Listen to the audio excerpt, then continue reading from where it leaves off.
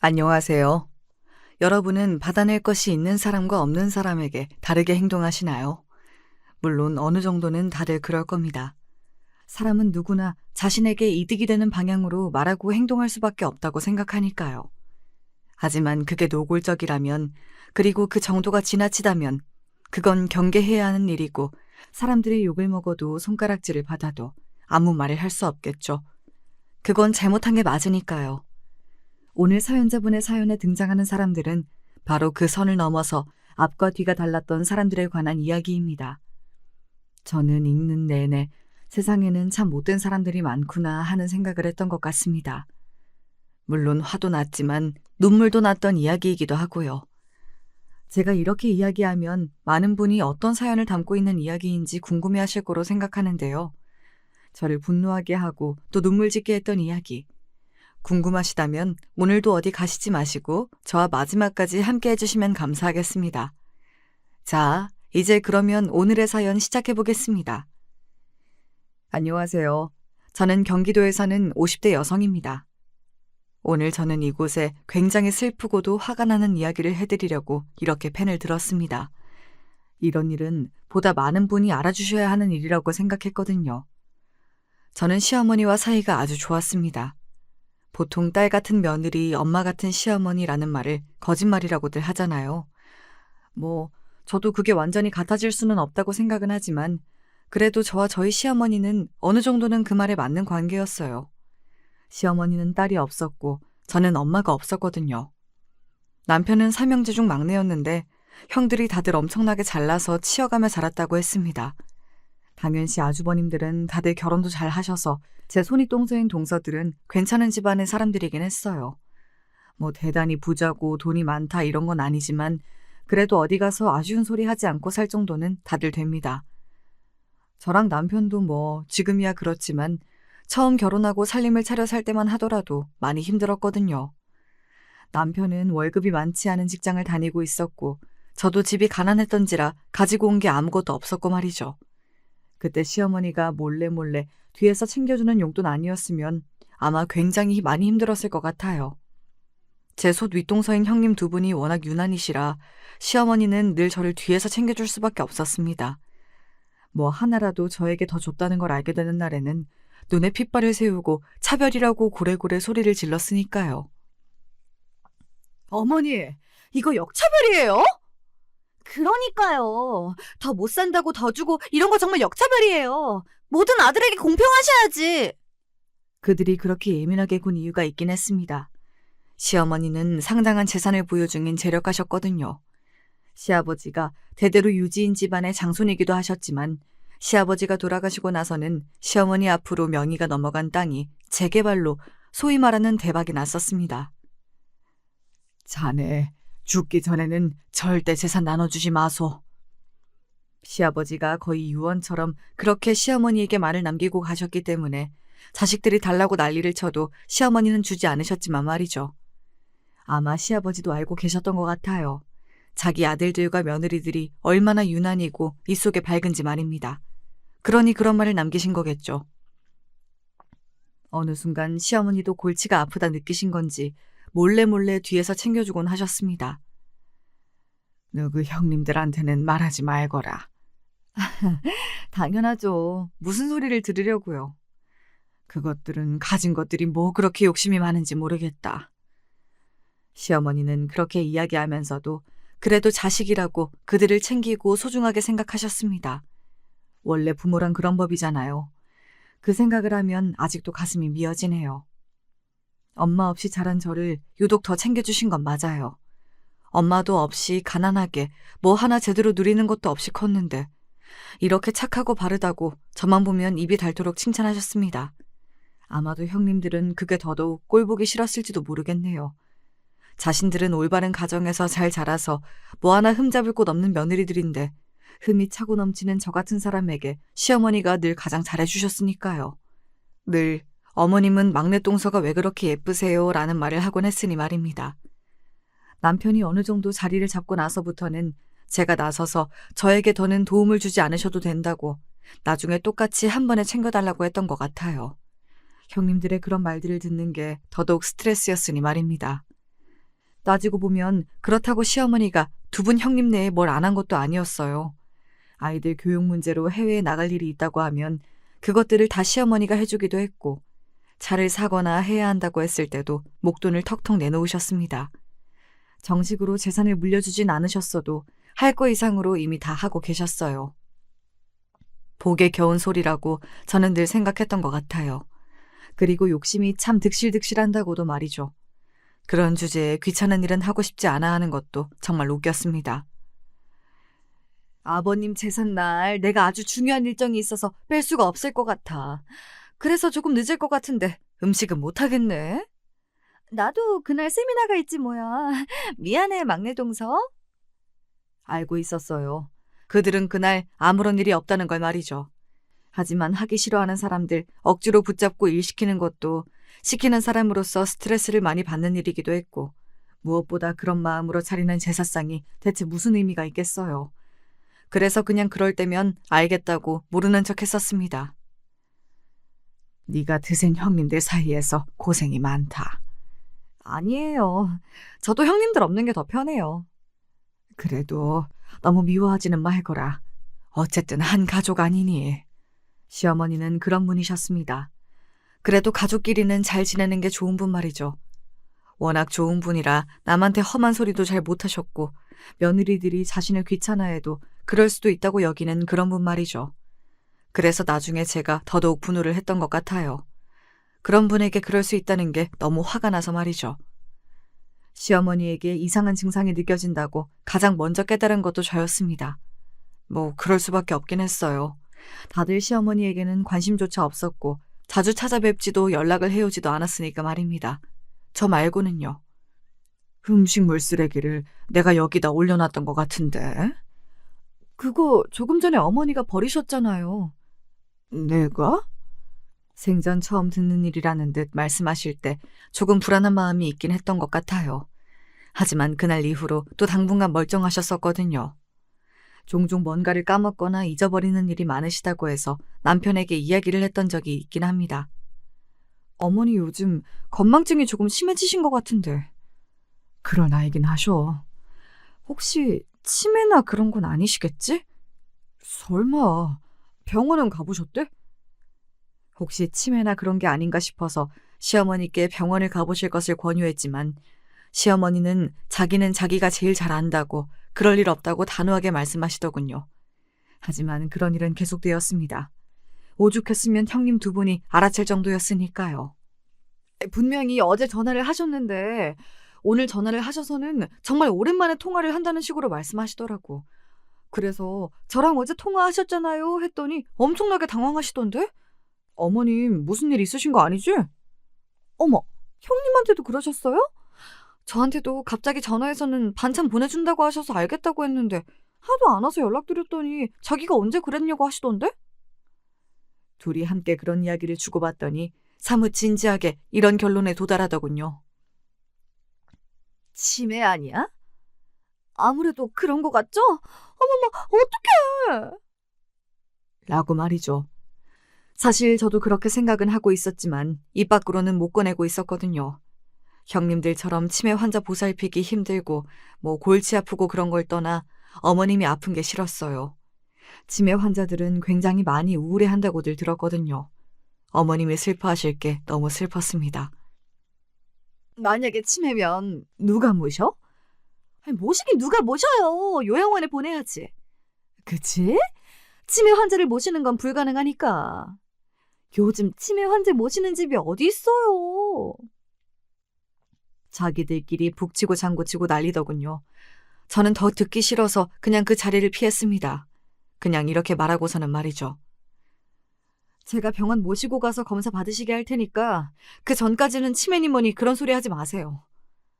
그렇게 말하는 저에게 그 두 사람은 이렇게 이야기했지만요. 하여간 지 혼자 착한 척은 다 해요. 진짜 재수없어. 지가 모실 것도 아니면서 우리한테 난리야. 정말 짜증나요. 구시렁거리는 그들의 말이 저는 사실 들려오지도 않았습니다. 저 머릿속에는 오직 시어머니에 대한 걱정밖에 없었거든요. 그 이야기가 오간 다음 날 바로 시어머니에게 병원을 가보자고 이야기했어요. 그런데 시어머니의 반응이 전혀 예상하지 못했던 반응이었습니다.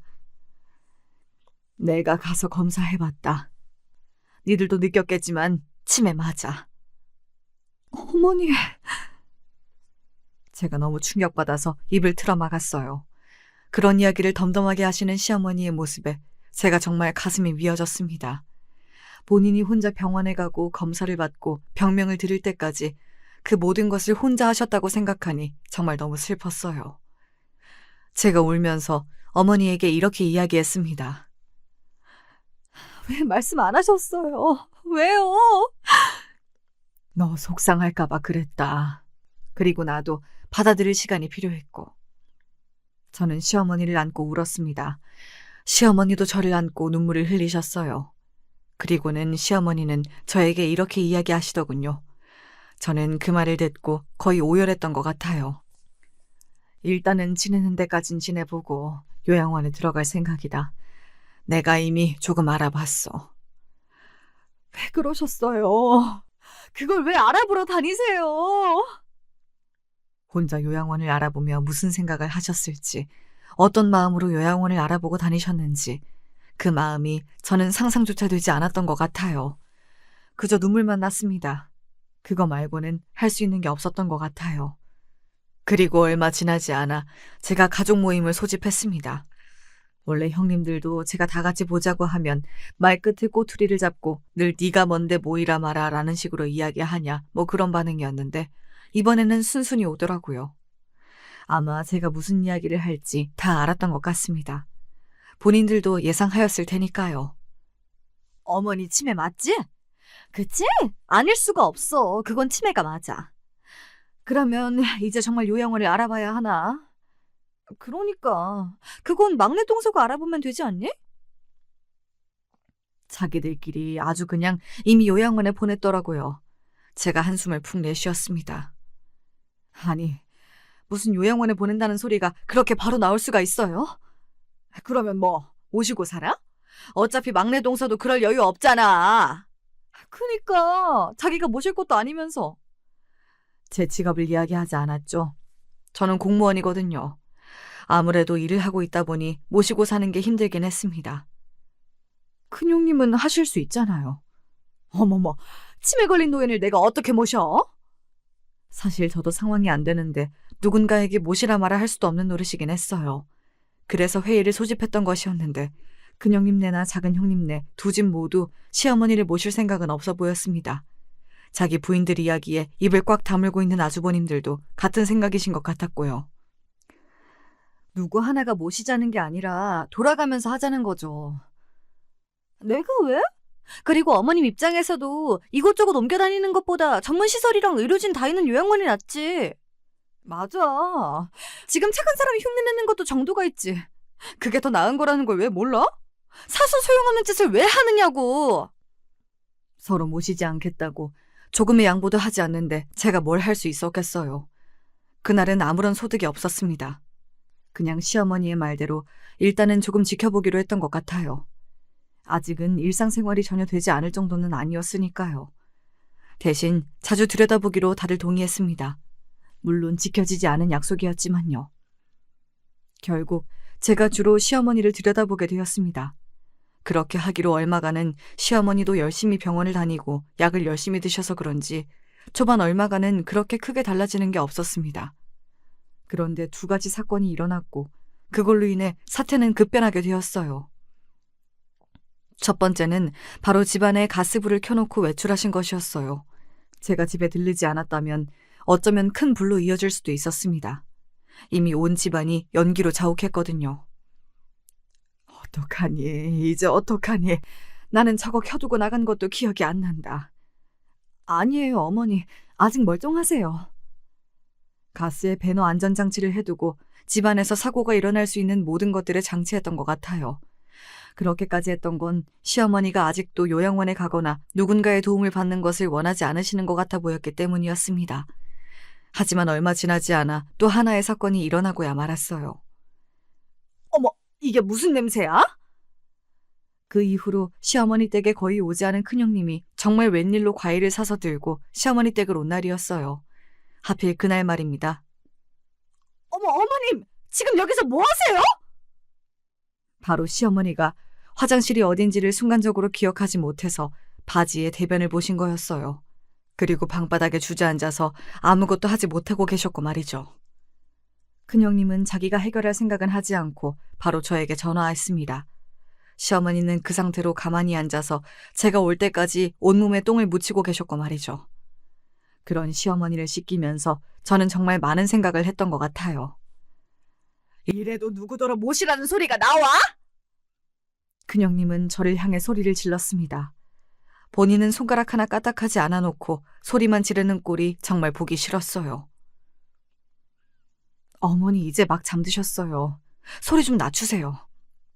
아이고, 세상 효분하셨네. 효분하셨어. 그리고 본인이 모시고 사는 것도 아니고 오늘도 손 하나 까딱 안 하고 저 올 때까지 가만히 서서 보고만 있어놓고 뭘 한 게 있다고 화를 내긴 내세요? 뭐? 지금 동서 말 다 했어? 자기가 좀 했다고 유세 떠는 거야? 네. 그러니까 형님도 좀 하세요. 손 하나 까딱 안 하는 사람한테 이런 말까지 듣고 있을 이유 없으니까. 그런 제 말에 어머머 거리기만 할 뿐 큰형님은 별다른 말을 하진 않더라고요. 그러고는 민망했는지 윗사람에게 말버릇이 그게 뭐냐는 말만 하고서는 그냥 가버렸습니다. 오늘 어머님 일 있었다며? 집으로 가자마자 남편이 그러더군요. 제가 이야기한 적도 없고 시어머니가 이야기한 것도 아닐 테니 범인은 단 한 명밖에 없기는 했습니다. 큰아주버님이 그래? 진짜 그 인간은 말 전하는 건 세상에서 제일 빠를 거다 아마. 당신이 고생 많았네. 아니야, 나는 괜찮아. 근데 아주버님이 별말은 안 하셔? 다시 한번 만나서 이야기를 제대로 해봐야 하지 않겠냐고. 피한다고 피할 수 있는 문제가 아니긴 했습니다. 그래서 만나기로 했어요. 저는 거기서 시어머니의 거처에 관한 이야기를 주로 할 거로 생각했거든요. 요양원에 모실지 어쩔지 하는 문제 말입니다. 하지만 아니었어요. 어머니 상태가 이렇게 급하게 안 좋아지실 줄은 아무도 몰라서 미처 이야기하지 못했다. 정리할 건 해야지. 무슨 정리 말씀하시는 거예요? 어머님 재산 말이다. 시어머니의 재산이 아직 정리되지 않은 상태였거든요. 시어머니가 상태가 어떤지에 대한 걱정과 그리고 앞으로의 거처에 대한 고민은 하지도 않는 것 같은 그 태도에 질렸던 게 기억이 납니다. 적어도 저는 큰아주버님은 그래선 안 된다고 생각했어요. 예전에 시어머니에게 이런 말을 들었던 적이 있었습니다. 내가 우리 큰아들 살리려고 정말 별의별 짓을 다 했었는데. 왜요? 큰아주버님 어디 아프셨어요? 희귀병이라고 병명도 모른다고 그런데 애는 아프다고 맨날 잠도 못 자지. 내가 속이 얼마나 새카맣게 타들어가는지 모른다. 그때 병원에서 10살 넘기기 힘들 거라고 그랬는데 기적이지, 기적이야. 시어머니가 밤낮으로 자지도 않고 간호하고 어디 좋다는 병원 있으면 전국 방방곡곡 다니지 않은 곳이 없다고 했습니다. 시아버지도 살아 계셨을 적에 큰아주버님께서 너는 네 엄마가 살린 목숨이다. 뭐 그런 말을 굉장히 자주 하시곤 하셨어서 저희 집안 식구라면 누구나 다 아는 사실이었어요. 재산을 뭘 어떻게 정리를 하자는 건데요? 남편이 무표정한 얼굴로 낮은 목소리로 말했습니다. 그런 남편을 보고 알 수 있었어요. 아, 이 사람도 화가 많이 났구나 하는 사실을 말입니다. 나중에 들었는데 형이라서 참았지 주먹이 날아갈 뻔했다고 하더군요. 우선 내가 큰아들이니까 전체 재산의 반을 받고. 그리고 뒤이어 나온 말도 그냥 웃음이 나왔습니다. 그 와중에 욕심이 득실득실해 보이는 그 말에 말이죠. 저는 속으로 그건 안 될 텐데 하고 생각하긴 했어요. 둘째 형님 내서 가만히 있지 않을 거라고 생각했으니까요. 그리고 제 예상이 맞았습니다. 걔 무슨 소리세요? 형님이 반을 가져간다니. 내가 첫째니까 당연한 거 아니냐? 큰아주버님의 그 말에 저도 화가 나긴 했습니다. 물론 작은아주버님과는 다른 이유로 말이죠. 도대체 자기가 첫째라서 어머님한테 한 게 뭐가 있다고 이럴 때만 첫째 타령을 하는 건지 기가 막히더군요. 아니, 그게 무슨 말이에요? 그러면 형님이 어머님을 모시기라도 할 거예요? 내가 왜 모셔? 아무것도 하는 것도 없으면서 첫째라는 이유 하나만으로 돈은 더 가져가겠다? 그거 너무 양심 없는 거 아니에요? 뭐? 너 지금 형님한테 말 다 했냐? 이럴 때만 형님이지 아주. 형님이 형님이라서 한 게 뭐가 있다고 돈을 더 가져간다는 거요? 오히려 형님이라고 누리는 것만 더 많았으면서 어머님 재산도 반이나 가져가시겠다? 나는 절대 동의 못해요. 저는 큰 아주버님 입에서 반이라는 말이 나올 때 이미 이렇게 될 거라는 걸 짐작하고 있었거든요.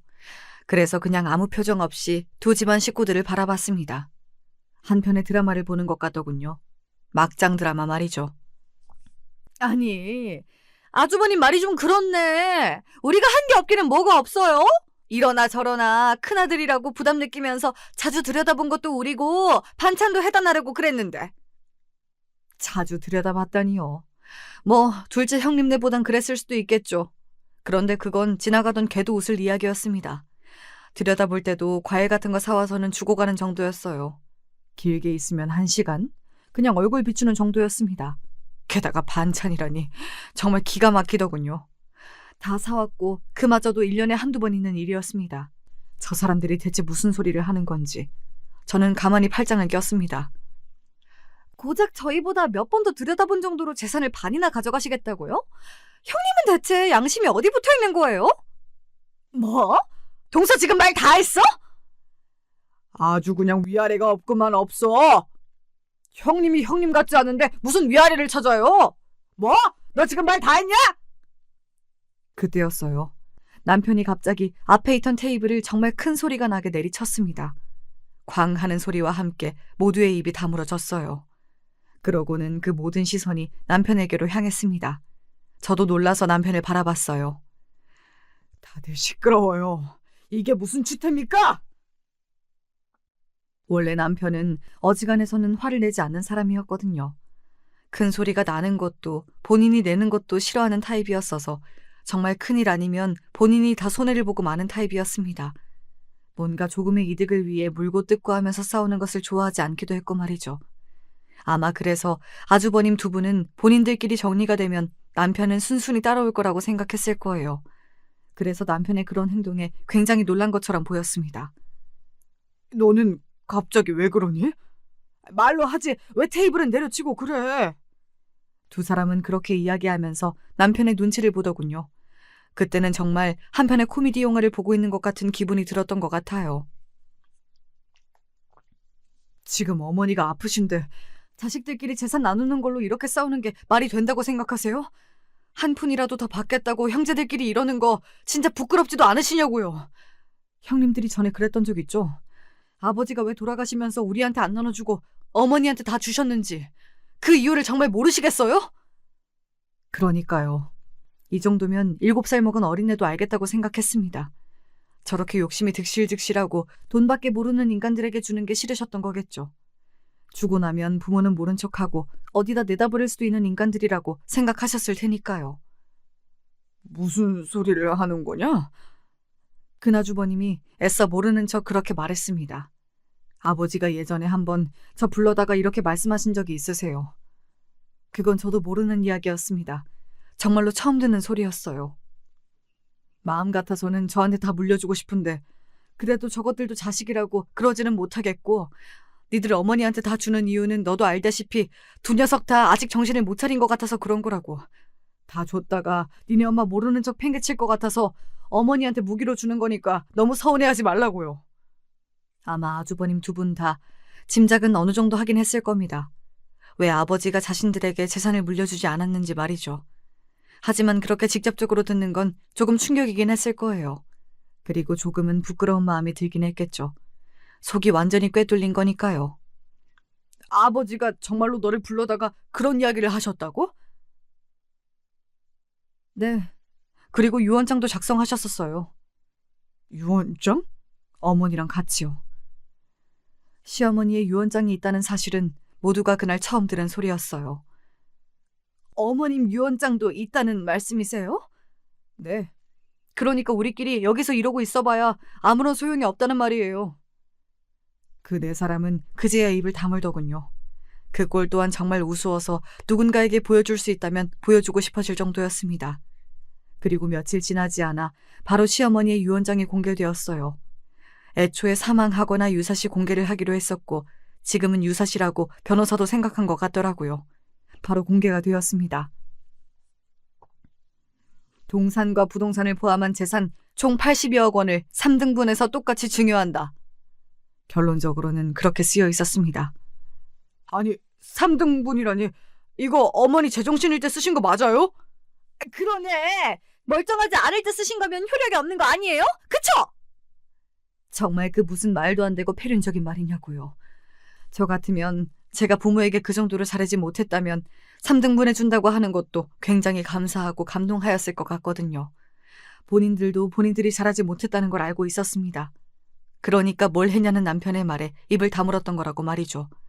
그런데 안 준다는 것도 아니고 준다는데, 그것도 덜 준다는 것도 아니고 공평하게 나눠준다는데 그렇게 노발대발할 수가 있느냐는 말입니다.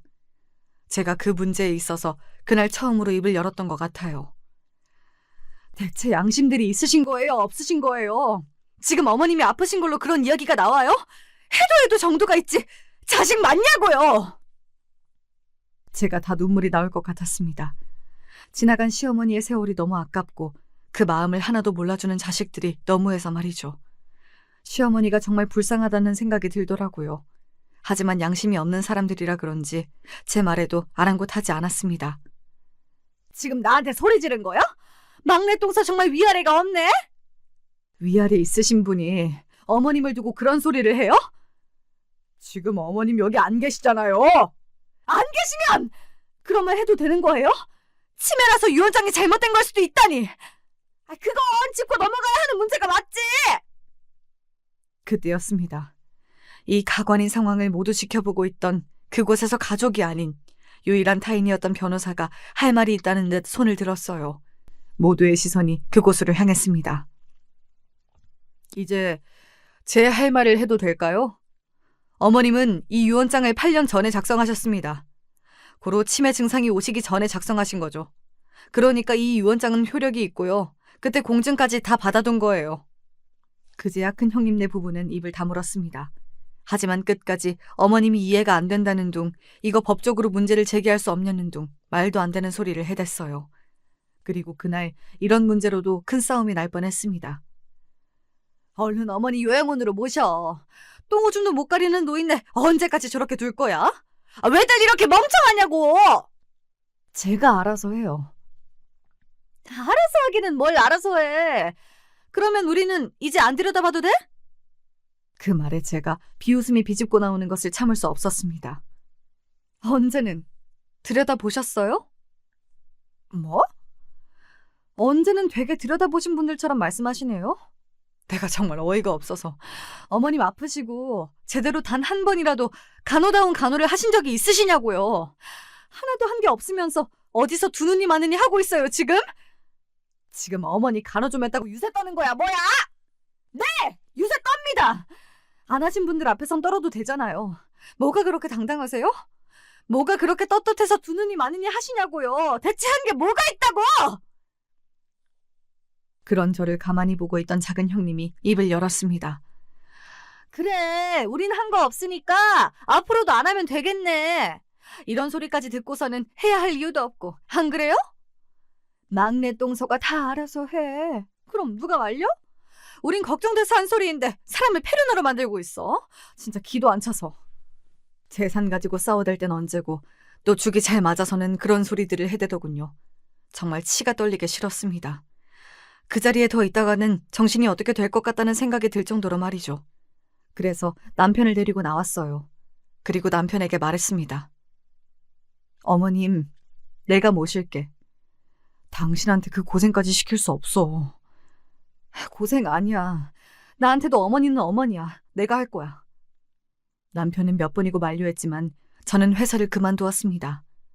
그리고 할 수 있는 한 힘 닿는 데까지 제가 어머니를 모셔보기로 했어요. 그동안 저에게 잘해주셨던 것, 그리고 물려주신 재산, 그 외에도 너무나 감사한 일들이 많았습니다. 그냥 이대로 요양원에 보내고 가끔 들여다보고 그런 건 할 수 없겠더라고요.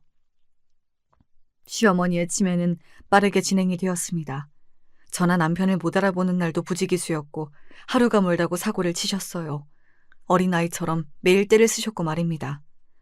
그러는 동안에도 형님네 두 부부는 단 한 번도 찾아오지도 연락하지도 않았습니다. 이제 더 이상 시어머니께 볼 일이 없는 거죠. 재산을 다 물려받았으니까요. 제가 정말 슬펐던 건 시어머니는 정신이 온전하실 때도 그렇지 않을 때도 아들들을 찾으셨다는 겁니다. 우리 첫째 병원 데리고 가야 하는데 오늘도 많이 울었는데. 지금 다 나았어요. 아이고, 그래요? 그거 참 다행이네. 나는 우리 첫째 건강만 하면 다 괜찮아. 내가 대신 아프라면 대신 아프고 대신 죽으라면 대신 죽어요. 아이고, 다행이네. 다행이야. 그렇게 이야기하는 시어머니를 보고 얼마나 울었는지 몰라요. 그리고 제정신이실 때는 어딘가 굉장히 생각이 많고 우울한 얼굴로 아들들을 찾으셨습니다. 둘째는 오늘도 연락이 없냐? 내가 보고 싶다고 이야기 전해달라고 했잖아. 오신대요, 곧. 정말이냐? 언제 온다든? 그럴 때면 저는 이렇게 거짓말을 할 수밖에 없었습니다.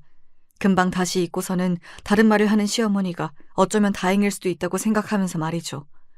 이제 시간이 조금 지나서 이런 이야기를 하면 울지 않을 줄 알았는데 지금 다시 사연을 쓰면서도 눈물이 주르륵 흐르네요. 부디 이 사연을 들으시는 분들은 부모님께 잘하시기를 바랍니다.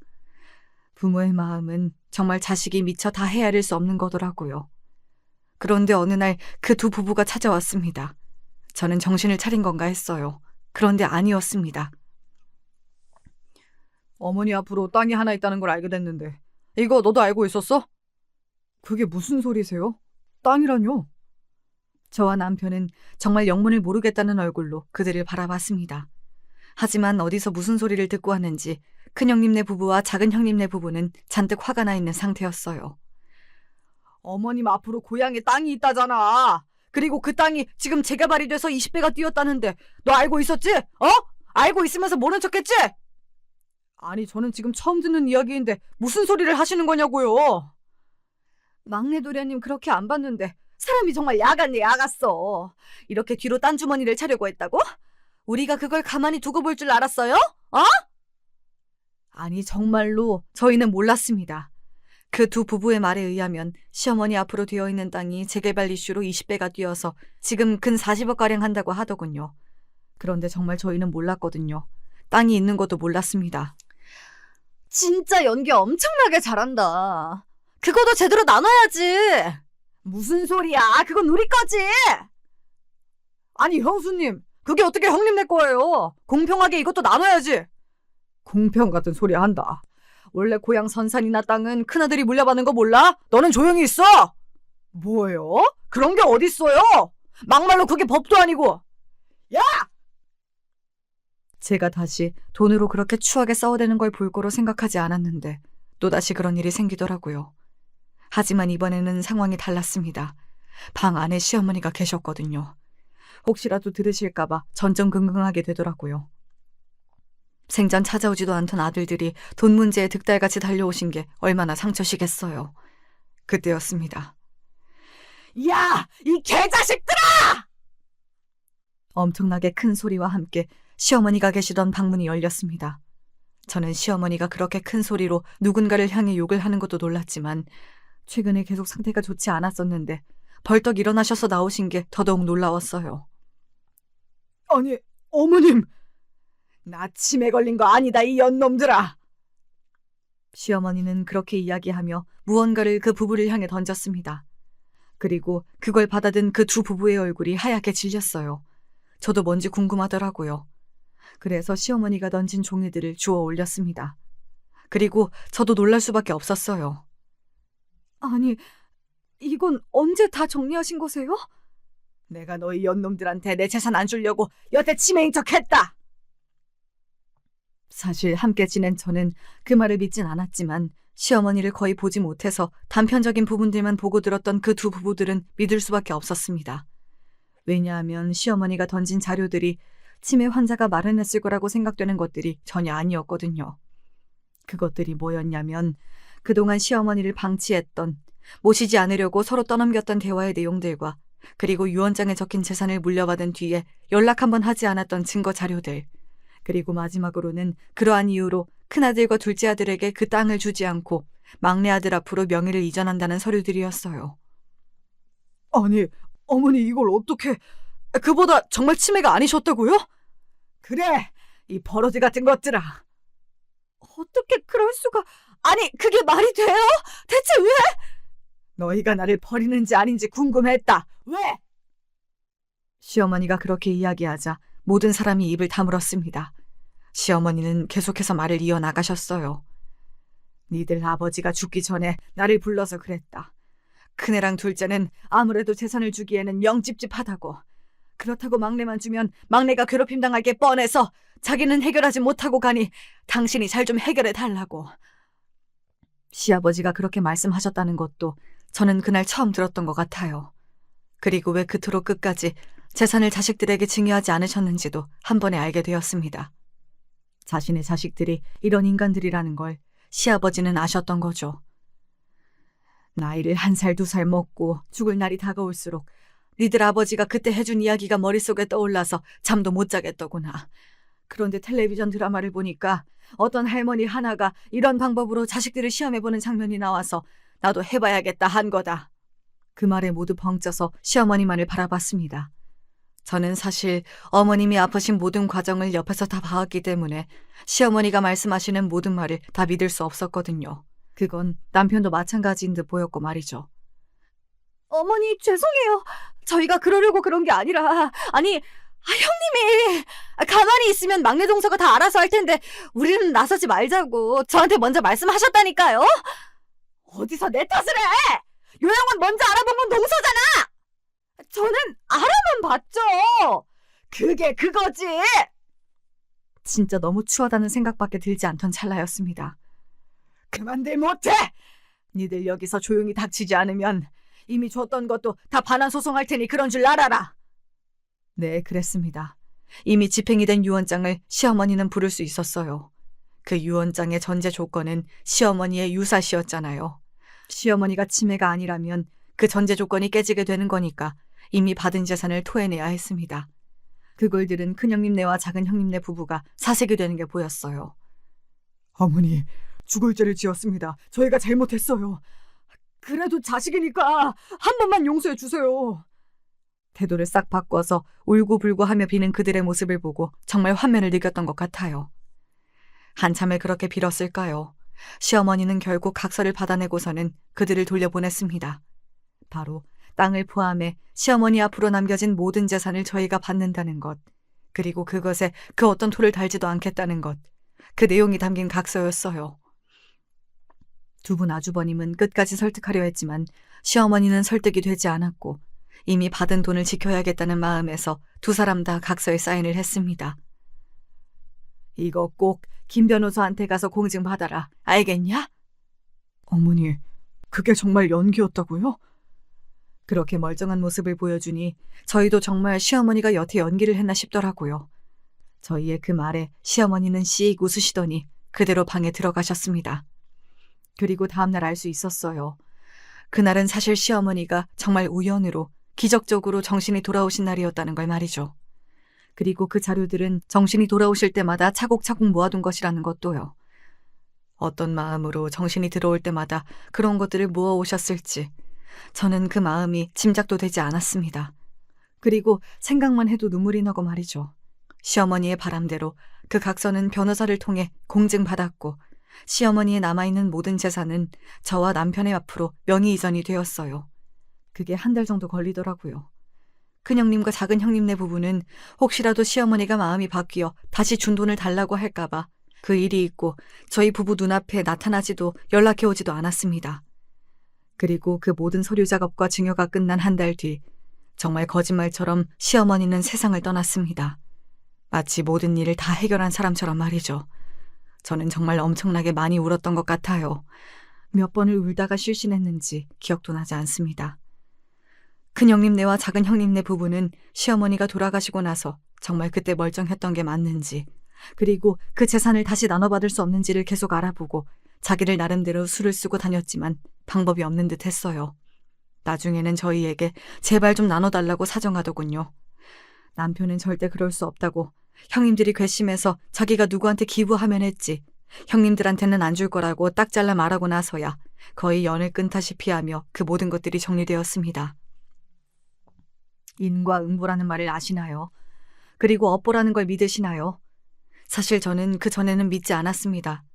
주변에서도 그렇고 정치인들이나 재벌들을 보면 나쁜 짓을 하고 도덕적이지 못한 행동을 하는 사람들이 더 잘 되더라고요.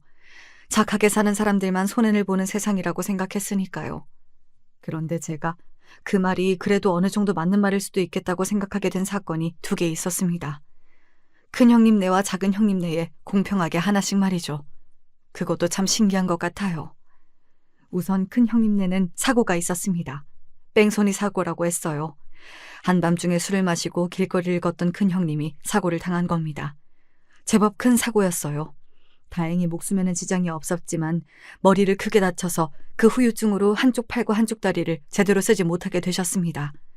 그래서 옆에 사람이 늘 붙어 있어야 했고 말이죠. 하지만 큰 아주버님은 물론 조카들 그 어느 하나도 큰형님을 돌보려 하지 않는다는 말을 전해 들었어요. 하루아침에 사람이 그렇게 된 거니까 안타깝기도 했지만 이제는 시어머니의 심정을 조금이나마 알겠네 하는 생각이 들 수밖에 없었습니다. 병문안을 갔을 때 큰형님이 저에게 이렇게 이야기하더군요. 내가 이러고 누워있는 거 보니까 고소해? 라고 말입니다. 뭐 전혀 그렇지 않다면 그건 거짓말이겠지만 그래도 사람이 하루아침에 그런 사고를 당해 장애를 가지게 되었는데 그런 마음만 있다는 것도 거짓말이었어요. 그래서 저는 솔직하게 이야기했습니다. 그런 마음이 아예 없다면 그것도 거짓말이긴 하겠죠. 그래도 아파서 누워있는 사람 대상으로 그렇게까지 생각하고 싶진 않고 다만 시어머니 마음이 어떨지 한 번이라도 생각해 보셨으면 좋겠어요. 치매랑 이거랑 같아? 아직도 그런 말이 나오는 거 보니 정신 못 차리신 것 같네요. 형님 아무도 안 돌보려고 하는 것도 다 형님 업보예요. 앞으로 감수하며 사세요. 그렇게 이야기하며 나오는데 뒤에서 고래고래 소리를 지르는 게 들려왔습니다. 이게 왜 업본데? 내가 뭐 어쨌는데? 라는 소리 말이죠. 그리고 작은 아주버님네는 받은 재산으로 어디 잘못 투자했다고 들었어요. 그래서 거의 받은 재산의 반 이상을 날렸다고 들었습니다. 돈이 어디 묶여 있어서 당장 갚아야 할 돈이 없다고 저를 찾아왔던 적이 있어요. 왜 저를 찾아오세요? 그렇게 사이 좋으셨던 큰형님한테 안 가시고요. 누워있는 사람한테 어떻게 돈을 달라고 해. 그리고 그렇게 안 친했어. 저희는 못 드려요. 남편이랑 저랑 그리고 어머니랑 약속했거든요. 절대 큰 형님네나 작은 형님네에 돈을 주는 일은 없을 거라고요. 그니까 애쓰지 마시고 돌아가세요. 물론 바로 포기하지 않고 몇 번 더 부탁하긴 했지만 남편이 나서서 찾아오지 말라고 다시 한번 이야기를 하고 나서는 지금까지는 조용하긴 합니다. 하지만 워낙 돈에 사족을 못 쓰는 양반들이라 언제 다시 찾아올지는 모를 일이에요. 저와 남편은 절대 주지 않기로 결의를 했고 말이죠. 그리고 아마 그건 지켜질 겁니다. 시어머니를 생각할 때마다 각오를 다지게 되거든요. 제 이야기는 여기까지입니다. 사연을 쓰다 보니 시어머니가 무척이나 보고 싶어지네요. 그리고 어머님이 불쌍해서 눈물도 많이 났고요. 몇 번이고 무정하고 자신을 모른 척하는 자식들을 품어주려 했는데 끝끝내 바뀌지 않은 자식들을 보며 시어머니는 무슨 생각을 하셨을까요?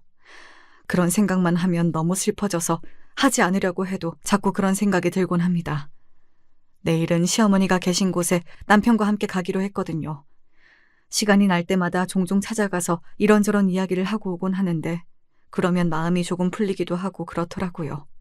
시어머니도 부디 마음의 응어리를 풀고 좋은 곳에서 웃으며 제 이야기를 들으시기를 바랄 뿐입니다. 그리고 강한 분이니 그러실 거라고도 믿고요.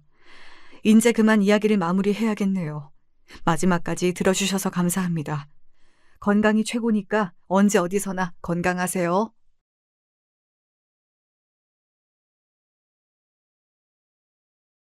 안녕하세요. 전 경기도에 살고 있는 30대 후반 여성입니다. 결혼한 지 이제 5년 정도 됐고 3살 된 딸아이가 하나 있어요. 어린 시절부터 가정을 빨리 일구고 싶었거든요. 그러고 싶은 확실한 이유가 있었는데 그건 바로 제가 고아라는 사실 때문이었습니다. 부모님에게 버림을 받은 건 아니었고요. 어린 시절 일찍 사고로 2분 다 돌아가셨어요. 그래서 할아버지, 할머니 손에서 자랐습니다. 저희 조부모님들은 동네에서 유명한 땅 부자셨어요. 게다가 자식이라곤 고모와 저희 아버지 이렇게 둘이었습니다. 그러니 아버지를 잃게 되셨을 때 2분의 상심이 얼마나 컸을진 굳이 설명하지 않아도 아시겠죠. 부모님은 평범한 직장인과 가정주부셨는데 연애로 결혼하셨다고 들었어요. 그래서 그런지 사이가 아주 좋았다고요. 한시도 떨어져 있지 않으려 했다는 이야기를 자주 들었습니다. 너희 부모님은 그렇게 사이가 좋아 한날 한시에 그렇게 갔나 보다 하고 말이죠. 교통사고였어요. 어린이날이었다 들었습니다. 간만에 가족들끼리 놀러 가기로 한 날 유원지로 가던 길에 당한 교통사고였다고요.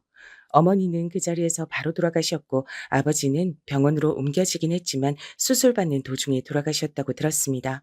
음주운전 차량이 앞좌석 쪽을 덮치는 바람에 뒤에 안전띠를 하고 앉아있던 전 상처가 크지 않았어요. 그때가 제가 5살, 6살 무렵이었는데 아무 기억도 나지 않습니다. 어릴 때 부모님과 제가 함께 있었던 것 같은 그림들이 간혹 떠오르긴 해도 거의 기억이 없어요. 전 기억하는 모든 순간에 부모님이 없었습니다. 그런 저를 조부모님들과 고모는 무척이나 안쓰러워하셨어요. 다행히 좋으신 분들이었던지라 구박이나 눈칫밥을 먹으면서 자라진 않았습니다. 하지만 부모님이 없으니 그것에 대한 자격지심이나 다른 아이들을 부러워하는 마음이 들었던 건 어쩔 수 없었던 것 같아요.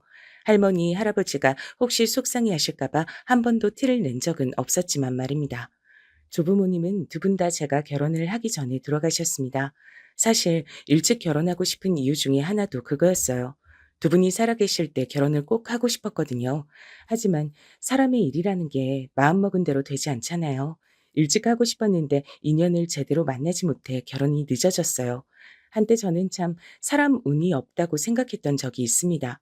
연애하면 죄다 이상한 놈들 뿐이고 결혼 날을 잡아놓으면 뒤에서 바람이 나고 그런 식으로 여러 번 배신을 당하거나 속았어요. 저는 그 이유 중 하나가 바로 제가 가진 돈 때문이라고 생각했습니다. 조금 전에 말씀드렸듯 저희 조부모님들은 동네에서 유명한 땅 부자셨어요. 당연히 저에게 물려주신 재산도 상당했고 말입니다. 전 그걸 딱히 숨기지 않았어요. 사실 숨길 이유가 없는 일이긴 하잖아요. 근데 그러다 보니 그걸 이용하고 또 그것 때문에 접근해 오는 사람들을 많이 만났습니다. 부모가 없고 물려받은 재산만 많은 여자.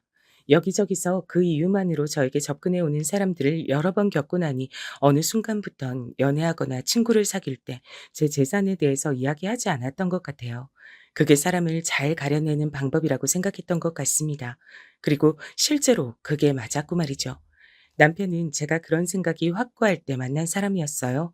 남편을 처음 만났던 날이 아직도 기억납니다.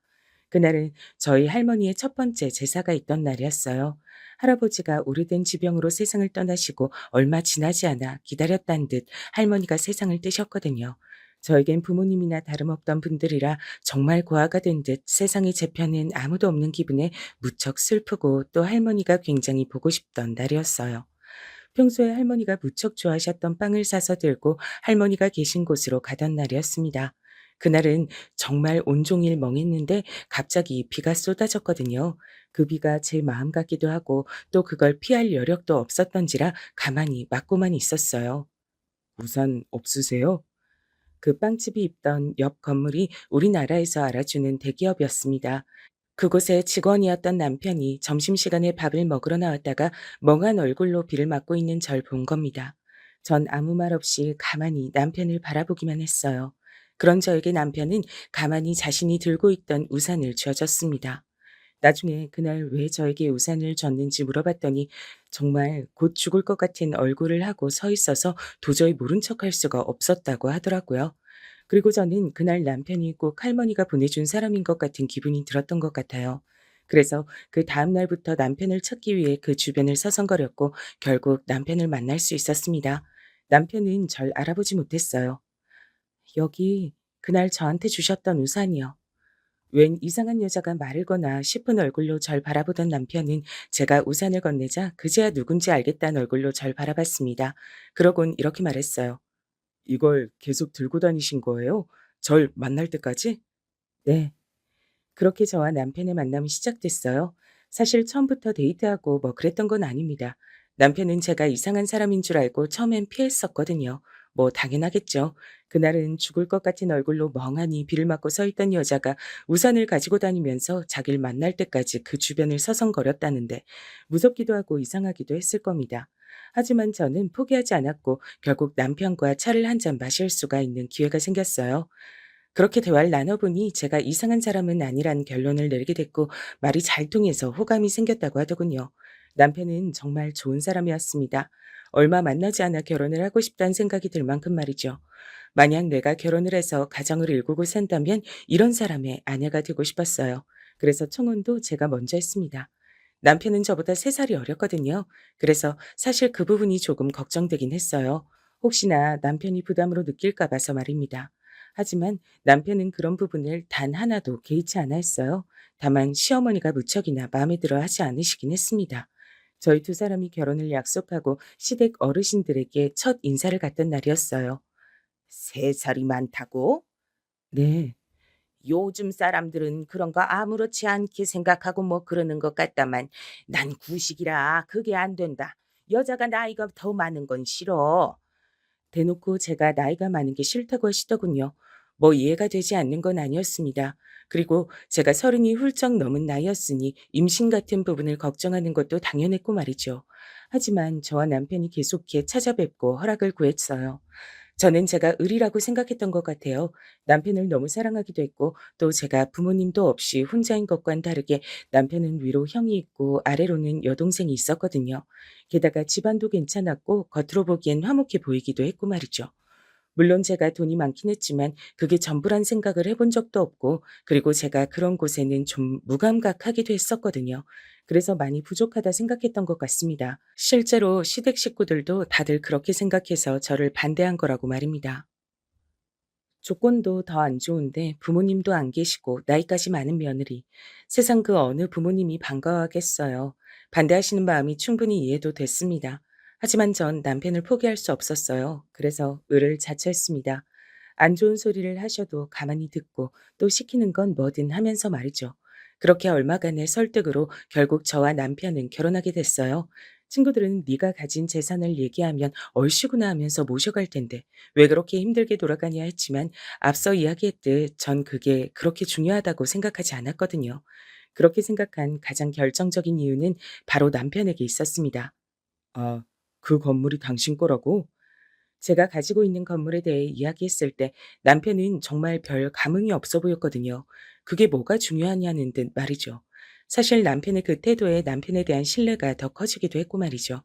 그래서 제가 가진 재산에 대해 시댁 식구들에게 따로 이야기하진 않았어요. 물어보지 않는데 괜히 먼저 얘기하는 것도 자랑 같기도 하고 또 그걸 얘기한다고 크게 달라지려나 하는 순진한 생각을 했던 것 같아요. 그래서 제 재산에 관한 구체적인 내용은 남편을 제외하곤 시댁 식구들이 아무도 몰랐습니다. 시어머니는 식당을 하셨거든요. 나름 동네에선 장사가 좀 되는 편이긴 했어요. 전 결혼과 동시에 시어머니가 운영하는 식당에서 일을 해야 했습니다. 노는 손도 따모하니 식당에 와서 일이라도 해. 사실 남편만큼은 아니었지만 저도 나름 좋은 대학을 나와서 다니던 회사도 있었어요. 하지만 할머니 할아버지가 돌아가시고 나서 삶의 모든 의욕이 사라졌을 때 도저히 일에 집중을 할 수가 없어서 그만뒀었습니다. 그 이후론 하는 일이 없긴 했어요. 딱히 꿈이나 하고 싶은 것도 없었기 때문에 조부모님들이 물려주신 재산을 쓰면서 허송세월을 보내고 있었거든요. 남편을 만나기 전까진 말입니다. 시어머니는 절 데려다 쓰고 거기 일손을 하나 줄여서 인건비를 낮추겠다는 생각이셨던 것 같아요. 딱히 저에게 월급을 주진 않으셨거든요. 집안일 돕는 건데 월급 같은 건 안 줘도 되지? 뭐 딱히 바라지도 않았고 그 돈이 필요한 것도 아니었지만 노골적으로 속내가 빤히 보이는 그 말엔 기분이 나쁘긴 했습니다. 하지만 내색하진 않았어요. 그리고 군말 없이 시어머니의 식당에서 일했습니다.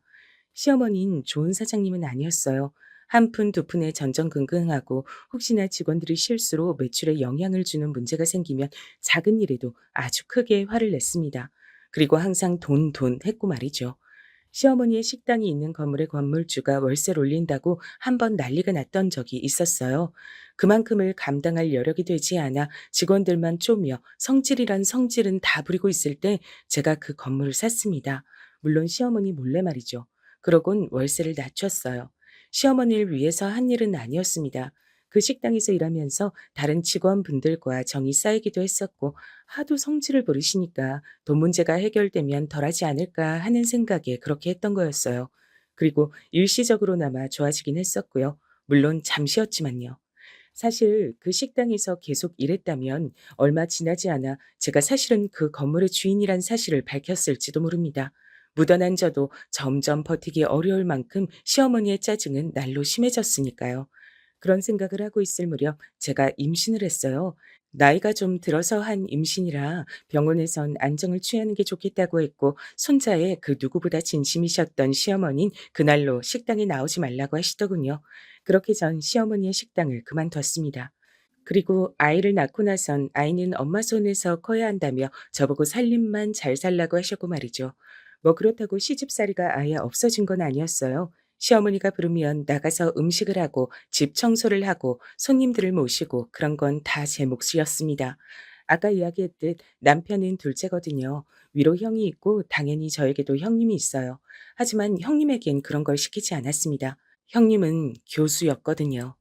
남의 시선이나 조건 이런 것들을 중요시 생각하셨던지라 교수인 첫째 며느리를 정말 많이 예뻐라 하셨어요. 당연히 저와는 아주 많이 다른 태도로 말이죠. 대놓고 차별을 하셨습니다. 제가 아무리 묻어나고 그런 거에 크게 상처받지 않는 성격의 사람이라고 해도 그렇게 노골적인 차별 앞에선 저도 마음이 상하긴 했어요. 네가 첫째 생일상 좀 차려라. 제가요? 왜? 싫으냐? 하나뿐인 손이 똥서 생일상 차리는 게 뭐 그렇게 힘든 일도 아니잖니. 제 생일은 단 한 번도 챙겨주신 적도 없고 말로라도 축하한다고 한마디 해주신 적 없으셨던 분이 어느 날은 형님 생일상을 저에게 차리라고 하더군요. 이유는 하나였습니다. 전에 형님이 제가 한 음식이 입에 맞는다고 이야기하신 적이 있으셨거든요.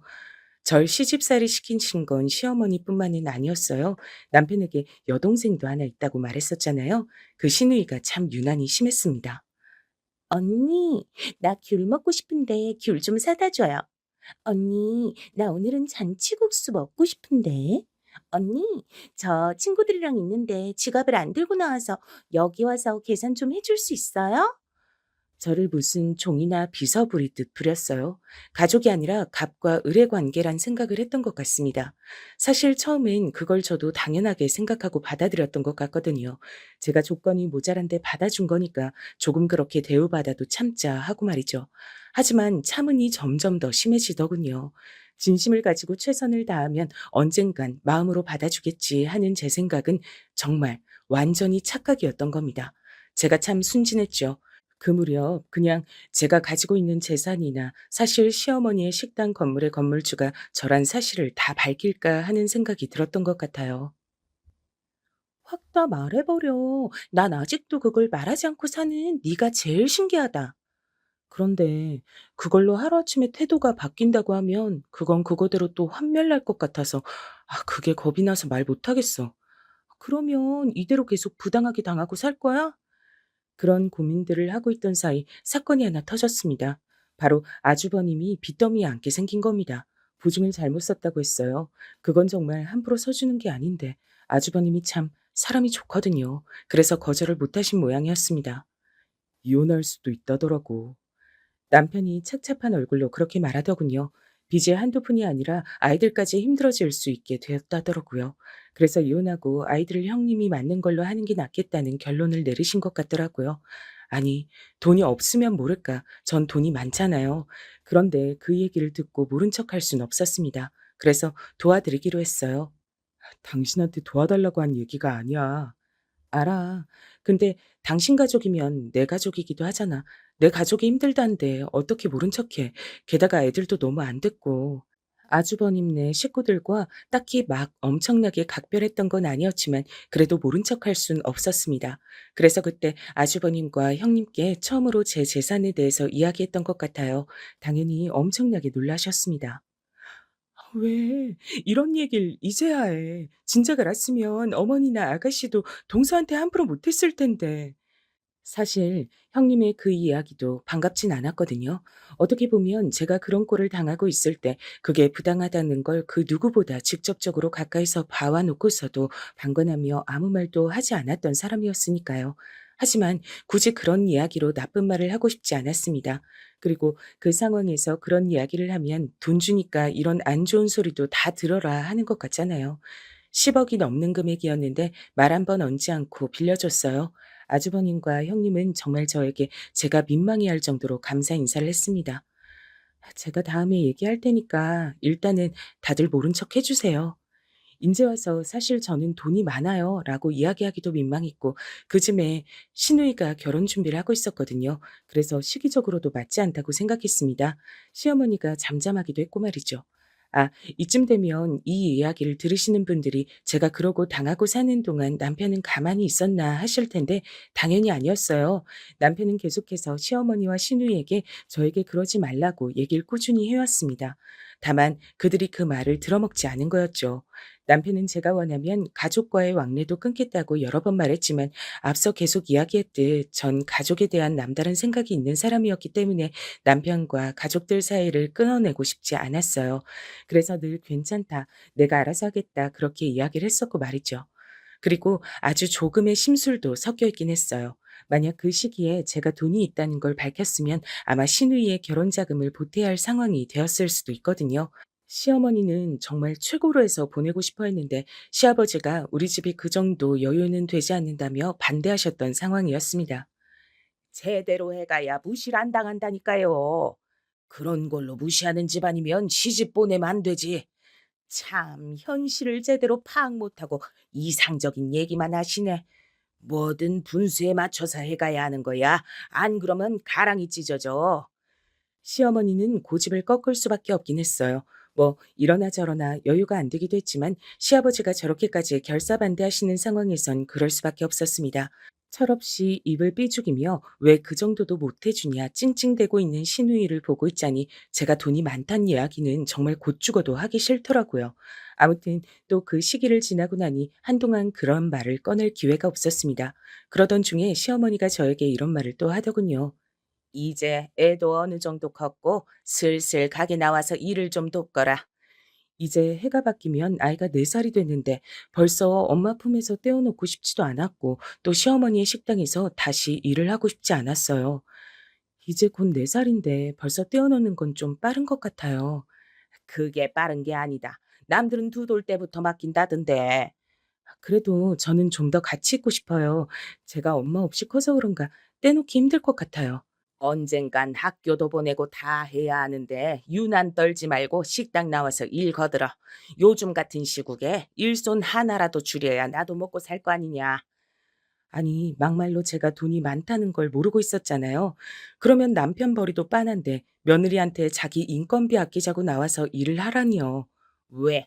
꽁으로 일하기 싫어? 나중에 네 식당이 될 수도 있는 건데 와서 일 배운다 생각해. 하는 일도 없이 평생 내 아들이 벌어다 주는 돈으로 팽팽 놀면서 살 건 아니지 않니? 그래서도 안 되고. 제가 그래도 나가기 싫어하는 눈치자 그렇게 말하더군요. 그래서 거짓말을 했습니다. 저도 다시 취직을 할까 생각 중이라 그건 힘들 것 같아요. 취직? 네가 뭘 할 줄 알아서 취직을 해? 그렇게 오래 쉰 아줌마를 누가 받아준다고? 다행히도 받아준다는 곳이 있어서요. 아이랑 좀만 더 같이 지내다가 아는 분 회사에 나가기로 해서요. 물론 다 뻥이었지만 말입니다. 시어머니는 제가 말을 들을 것 같지 않자 화도 내고 막말도 해봤지만 단호히 거절했습니다. 그래도 통하지 않아서 결국 남편까지 나서야 했지만 말입니다. 어머니 식당인데 왜 이 사람한테 강제로 도우라 마라 그러시는 거예요? 정 힘드시면 그만두셔도 된다고 아버지도 저도 여러 번 얘기했잖아요. 사실 먹고 살자고 하는 식당은 아니었거든요.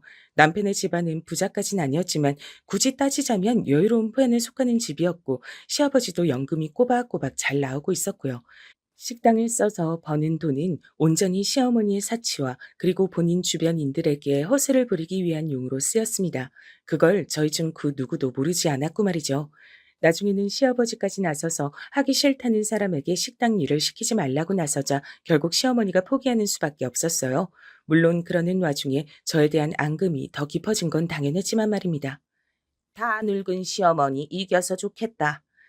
이기고 말고 하는 문제가 아니고 저는 식당 일이 적성에 맞지도 않고 하기도 싫어요. 사람이 어떻게 하고 싶은 것만 하고 사니? 그런데 꼭 해야 하는 것도 아니니 안 하겠다는 겁니다. 그리고 살림의 보탬이 되게 다른 일을 할 거고요. 그 후로 한동안 조용했던 저에 대한 각종 트집이 더더욱 심해지긴 했습니다. 자신의 말을 듣지 않았다 이거죠 뭐. 하지만 저도 그 무렵엔 참지 않았던 것 같아요. 집에 와서 청소 좀 해라. 오늘 약속이 있어서 힘들 것 같아요. 시어머니가 집에 와서 청소 좀 하라면 원래 있던 약속도 취소하고 당장 달려와서 해야지. 말이 많아. 당장 와. 하지만 저는 가지 않았습니다. 그랬더니 정말 거짓말 안 보태고 저에게 100통 가까운 전화를 하신 것 같아요. 저희 시어머니 정말 징하죠? 여기서 말려들면 앞으로 죽을 때까지 그런 시집살이를 당해야 한다는 생각에 저도 지지 않으려 했고, 그게 시어머니의 심기를 제대로 건드린 듯 했어요. 아주 괘씸해 하시면서 절 노골적으로 괴롭히기 시작하셨거든요. 하루는 이랬던 적도 있습니다. 내가 몸이 좀 아프니 데리러 오거라 하면서 절 식당으로 부르시더라고요. 다른 일로 부르셨으면 안 갔을 수도 있는데 몸이 아프시단 분을 모른 척할 수 없어 갔습니다. 그리고 당연하게 저에게 고무장갑을 던지며 말씀하셨어요. 오늘 식당 김치 담그는 날인데 네가 좀 도와야겠다. 아프신 거 아니었어요? 그니까 내가 아파서 못하니까 네가 해야지. 거기까지 가서 아프다고 하는 분이 그렇게 이야기하는데 모른 척하고 올 수 없어 김치를 담갔습니다. 시어머니는 하나도 아파 보이지 않는 얼굴로 제 뒤에 서서 사사건건 간섭하며 절 부려먹었습니다. 그런 식으로 되도 않는 거짓말로 사람을 불러내 일을 시키는 일이 잦아졌어요. 남들이 들으면 저보고 등신 같다고 얘기할지도 모릅니다. 한두 번 당했으면 그냥 그런 소리를 해도 모른 척하지 왜 매번 가서 당하고 오느냐고요. 그런데 이게 진짜일지도 모르잖아요. 그래서 아닌 걸 알면서도 늘 나갔던 것 같아요. 혹시나 하는 마음에 말입니다. 그러던 어느 날은 저도 참지 못하고 화를 냈던 적이 있긴 해요. 언니, 이것 좀 들어주세요. 또 시어머니의 거짓말에 속아 나간 자리엔 한껏 쇼핑한 듯 양손에 쇼핑백을 가득 들고 있는 시누이와 시어머니가 있었습니다. 쇼핑한 짐 들어달라고 부르신 거예요? 내가 팔이 아파서 이걸 들 수가 없잖아. 팔이 아픈데 쇼핑은 왜 나오셨어요? 너 지금 시어머니한테 따지는 거니? 어른이 아프다고 하면 군말 없이 짐을 들어야지. 여기 아가씨 계시잖아요. 어머, 언니, 전 언니 같지 않잖아요. 저 같은 게 뭔데요?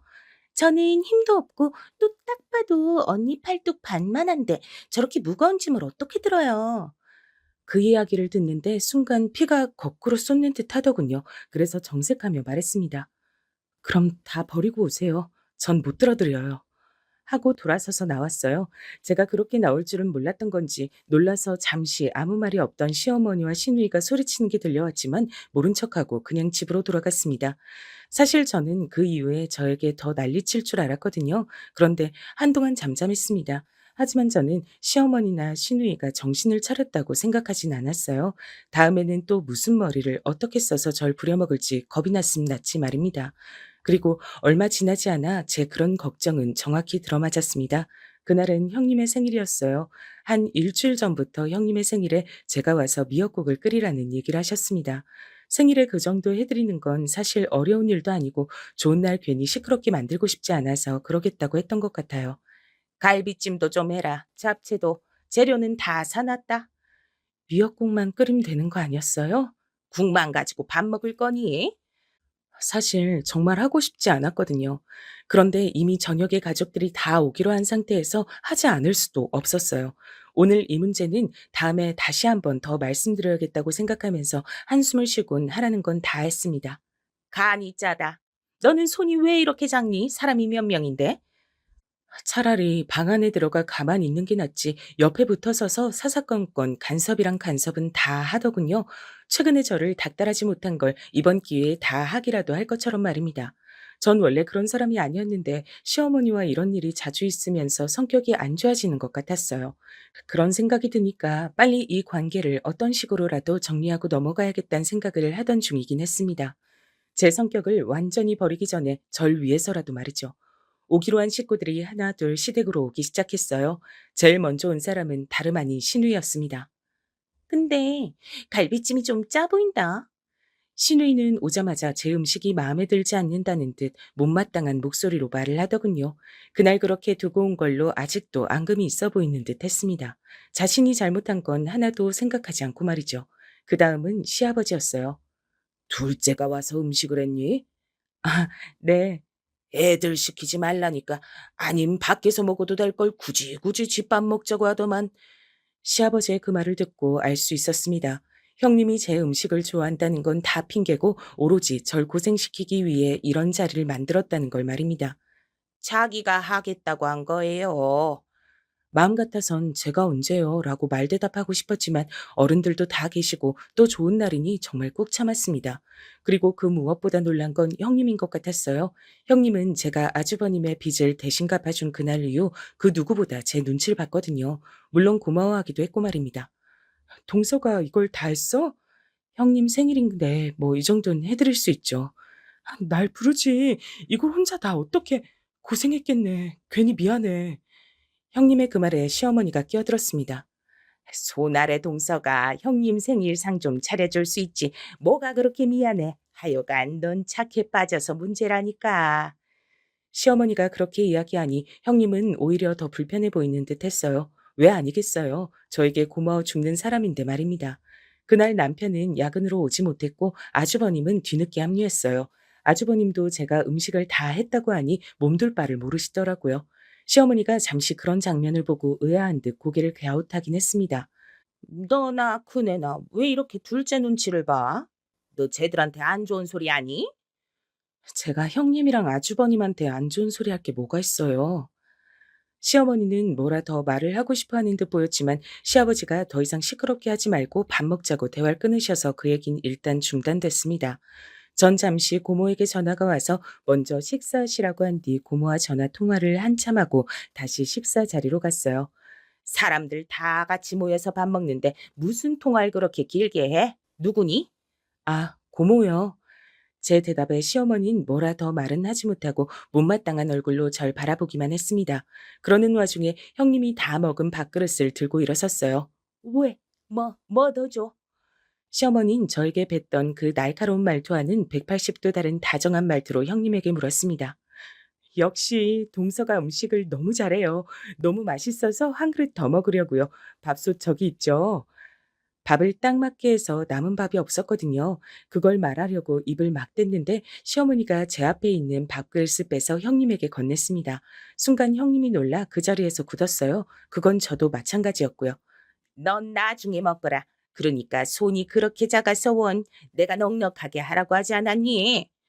순간 정말 서러운 마음에 무슨 말을 어떻게 받아쳐야 할지 생각도 나지 않더라고요. 하루 종일 음식도 다 내가 했는데 그걸 먹지도 못하고 이런 취급까지 당해야 한다는 게 너무 속상하고 또 먹는 걸로 이러니 정말 사람 대접을 못 받는 것 같아 서러움에 눈물이 나올 것 같았습니다. 어머, 언니 울어요? 제 눈에 눈물이 고인 걸 신우이가 보고 묻더군요. 뭐 이런 일로 우냐는 말투로 말이죠. 정말 한 대 때려주고 싶을 만큼 얄미웠어요. 아, 아니요. 없으면 저는 더 안 먹어도 돼요. 하루 종일 음식하느라 힘들었을 텐데 동서 먹어야죠. 형님이 놀라서 제 눈치를 살피며 손사래를 쳤습니다. 밥이야 금방 되는데 뭐. 오늘 생일인 사람이 많이 먹어야지. 자, 얼른 먹어. 얘는 괜찮어. 아니, 제가 괜찮은지 아닌지를 왜 본인이 결정하냔 말입니다. 그런 말도 울컥해서 하지 못했어요. 지금 말을 하면 눈물이 같이 터져 나올 것 같았거든요. 눈물을 참느라 잔뜩 굳어진 얼굴로 자리에서 일어나는데 형님이 화들짝 놀라 제 손을 덥석 잡았습니다. 어머니, 동서한테 이러시면 안 돼요. 형님은 그렇게 이야기하며 무릎을 꿇듯 제 앞에 앉았습니다. 그런 형님의 모습에 시어머니뿐 아니라 시아버지 그리고 시누이까지 모두가 놀랐어요. 아니, 얘가 왜 이래? 얼른 일어서 밥은 다시 하면 되는 건데 그깟게 뭐라고 얘한테 네가 무릎을 왜 꿇어? 그러니까 큰언니 좀 오바다 이건. 사실 형님이 그러는 건 저도 그러시지 말라고 말리고 싶긴 했지만 시어머니 말이 다시 생각해도 정말 어이가 없지 않나요? 그깟 밥은 다시 하면 되는 건데 전 나중에 먹으라고 쫓아내고 형님은 지금 먹여야 하고 말이죠. 게다가 이미 한 그릇을 다 먹은 사람을요.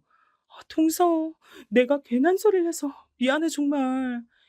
형님은 그런 시어머니나 시누이의 말에도 아랑곳하지 않고 오로지 저만 바라보고 저에게만 사과하셨어요.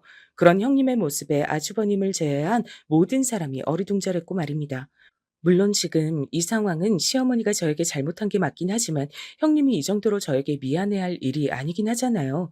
그리고 거기에 아주버님까지 거드셨어요. 그러게.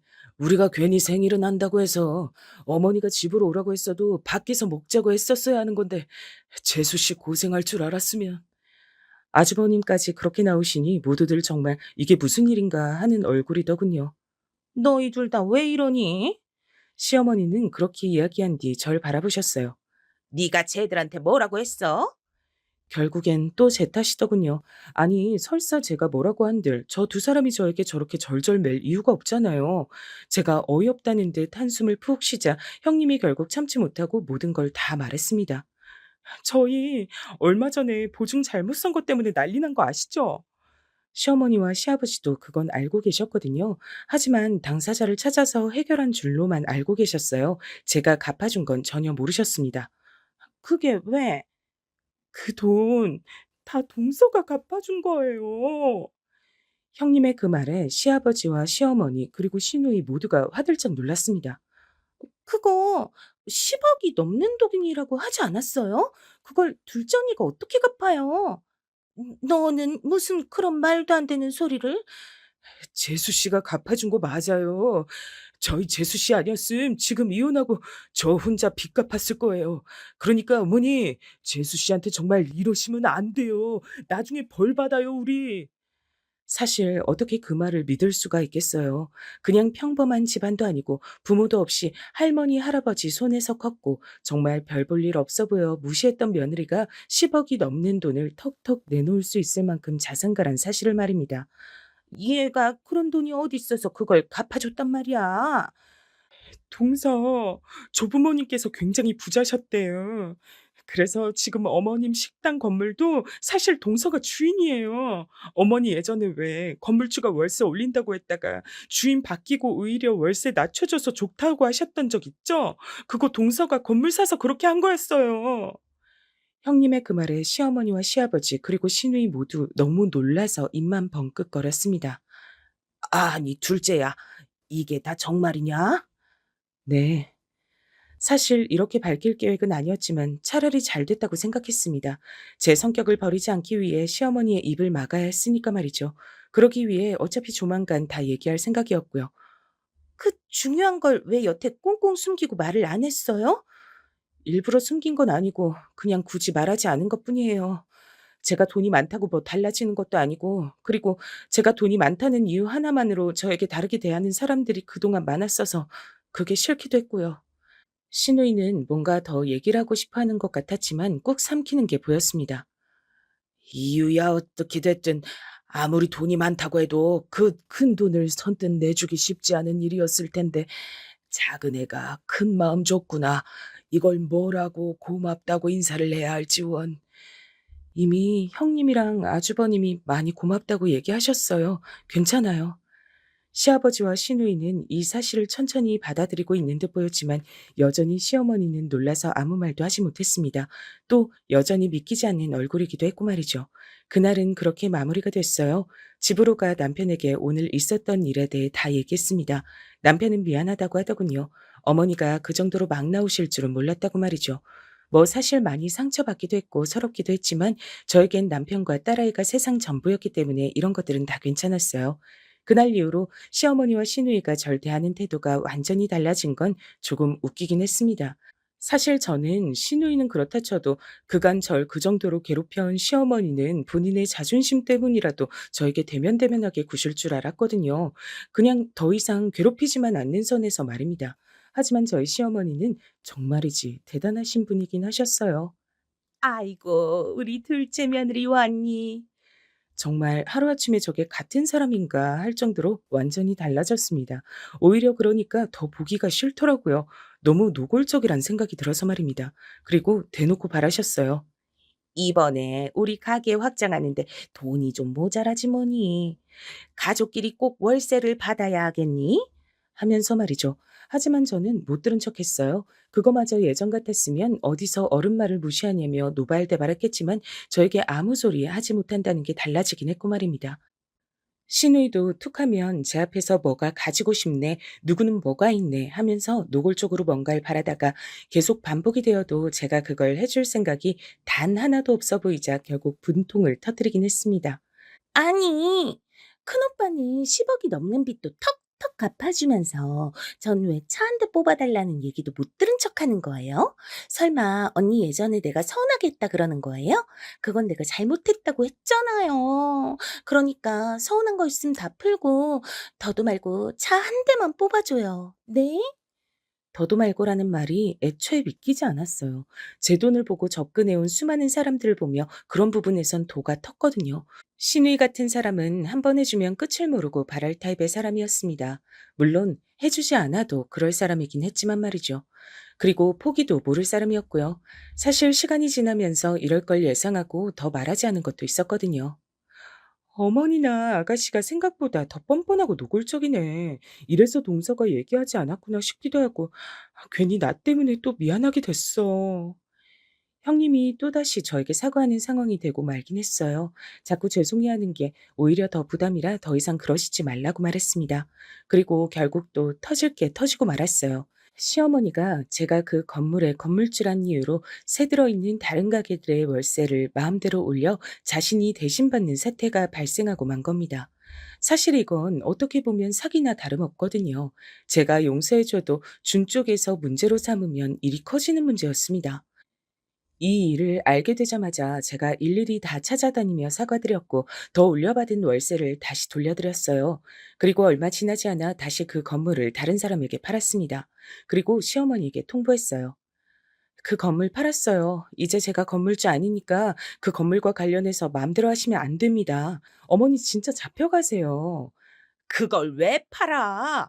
그럼 새 건물주가 월세 다시 올릴 거 아니니? 그러니까 그런 일은 왜 하셨어요? 저는 이제 돈과 관련해서는 어머니랑 아가씨랑은 아예 얽힐 일 없을 거고 이야기 듣지도 않을 거니까 저한테 부탁하지 마세요. 그렇게까지 단호하게 얘기했는데도 한동안 요구는 계속됐답니다.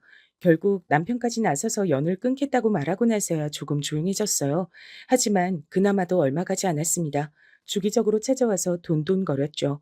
그 전에 절 괴롭힐 때도 참 집요하다 싶었는데 이 문제는 더하더군요. 아니, 가족이라며. 가족들한테 그 정도도 못 해주니. 제가 어머님이랑 아가씨를 한두 번 겪어요. 한 번 해주면 계속 바라실 분들이잖아요. 그리고 고민을 많이 한 말을 결국 입으로 뱉어냈습니다. 저를 이 말까지 하게 만드는 그 사람들이 정말 징글징글했어요. 어머니랑 아가씨 계속 이러시면 저 정말 애비랑 한국을 뜨던지 이혼하든지 하는 수밖에 없어요. 제 입에서 이혼이란 말이 나올 줄은 몰랐는지 놀라는 것 같더라고요. 아니, 나 같으면 죽고 말겠다. 너도 참 대단하다, 대단해. 지금 누가 할 말을 하는 건지 모르겠다는 생각이 들었습니다. 시어머니와 아가씨는 결국 시아버지까지 나서고 나서야 더 이상 저에게 돈 이야기를 꺼내지 않았어요. 시아버지가 시어머니에겐 한 번만 더 그러면 이혼을 하겠다고 하셨고 아가씨에겐 이럴 거면 집에 오지 말라고 엄포를 놓으셨거든요. 그리곤 저에게 면목이 없고 부끄럽다고 고개를 숙이셨습니다. 사실 이걸로 끝일 거라고는 생각하지 않아요. 시어머니와 시누이의 성격을 그 누구보다 잘 아는 저로서는 언젠가 다시 저에게 돈을 요구하는 일이 생길 거로 생각합니다. 그리고 지금도 속으로는 그래도 설마 가족인데 언젠가는 좀 해주겠지 하고 생각할 거로 말이죠. 하지만 전 정말 그럴 생각이 없어요. 이건 시어머니나 시누이가 미워서 그런 것은 아닙니다. 물론 그들이 미운 것도 있긴 하지만 그 이유 때문만은 아니에요. 한 번이 어렵지 그 다음부턴 쉽다는 말이 괜히 있는 것도 아니고 말입니다. 남편은 자기 같은 사람에게 시집 잘못 와서 고생한단 말을 요즘 입에 달고 살아요. 그런 남편이 안쓰럽고 마음이 쓰입니다. 오히려 그런 엄마 밑에서 이렇게 바르게 자란 남편이 요즘은 존경스러울 지경인데 말이죠. 아무튼 지금은 그 정도로 마무리돼서 조용하긴 합니다. 남편이 저만 원한다면 시어머니나 시누이와 연을 끊겠다고는 하는데 가족이란 게 그렇게 쉽게 끊어지는 연도 아니고 또 가족의 연을 어떻게 함부로 끊으라 마라 할 수 있겠어요. 만약 이런 일이 계속해서 일어나면 외국으로 나가는 건 고려 중이긴 합니다. 남편 회사에서도 주기적으로 해외 발령을 나갈 직원들을 찾고 있기도 했고 저도 외국에서 한번 살아보고 싶다고 생각했던 적도 많았고 말이죠. 물론 지금은 생각만 하고 있는 단계긴 하지만요. 시원하고 통쾌한 복수가 아니라 어떻게 보면 조금 답답하게 결론이 난 이야기일 수 있겠네요. 하지만 남편과 헤어지지 않는 이상 남편의 가족들에게 뭘 어떻게 더 할 수 있을까 하는 생각이 들어요. 그렇다고 이런 문제로 남편과 이혼을 할 수도 없는 노릇이고 말입니다. 이야기하다 보니 사연이 굉장히 많이 길어진 것 같네요. 원래 이렇게까지 길게 쓸 생각은 아니었는데 제가 그동안 쌓인 게 많았나 봅니다. 그래도 이렇게 털어내듯 다 이야기를 하고 나니 속이 좀 시원해진 것 같긴 해요. 들으시는 분들은 어떠실지 모르겠지만 말입니다. 긴 이야기 들어주셔서 너무 감사합니다. 늘 건강 유의하세요.